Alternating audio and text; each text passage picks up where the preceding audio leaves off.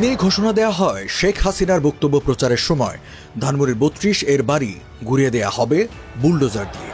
রাত ৮টার দিকে সেই ঘোষণা বাস্তবায়ন করতে শেখ মুজিবুর রহমানের বাড়ির দিকে এগিয়ে যেতে থাকেন বিক্ষুব্ধরা।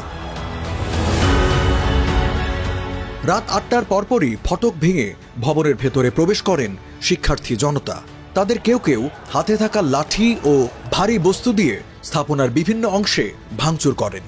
রাত ৯টার দিকে ভবনের একটি অংশে জ্বলতে দেখা যায় আগুন। শিক্ষার্থী জনতা বাড়ির ভেতরে এবং বাইরে অবস্থান করে স্লোগান দিতে থাকেন। বিক্ষোভ ভাঙচুর চলার সময় আইন শৃঙ্খলা রক্ষাকারী বাহিনীর সদস্যদের আশেপাশে দেখা যায়নি তেমন। এক পর্যায়ে ৩২ নম্বরের বাড়িতে প্রবেশ করেন সেনাবাহিনীর সদস্যরা।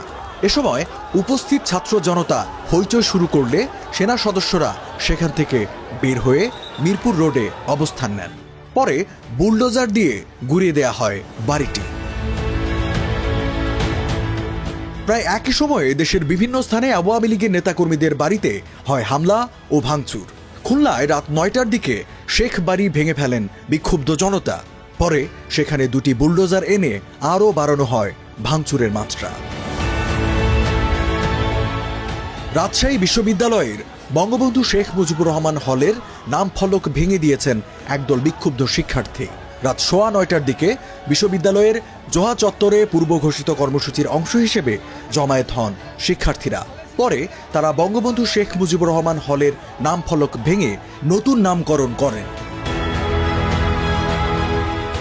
সিলেট জেলা প্রশাসকের কার্যালয়ের সামনে স্থাপিত শেখ মুজিবুর রহমানের মুরাল গুঁড়িয়ে দেওয়া হয়েছে বুলডোজার দিয়ে।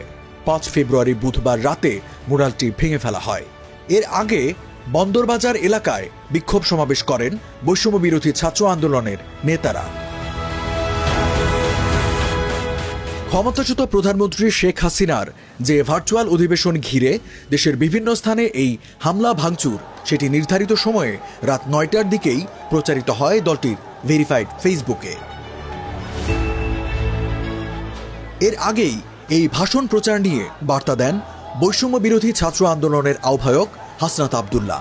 তিনি বলেন, হাসিনার ভাষণ যদি কোনো গণমাধ্যমে প্রচার করা হয় তাহলে ধরে নিতে হবে সেই গণমাধ্যম হাসিনাকে সহযোগিতা করছে, জাতির আশা আকাঙ্ক্ষার বিরুদ্ধে অবস্থান নিচ্ছে।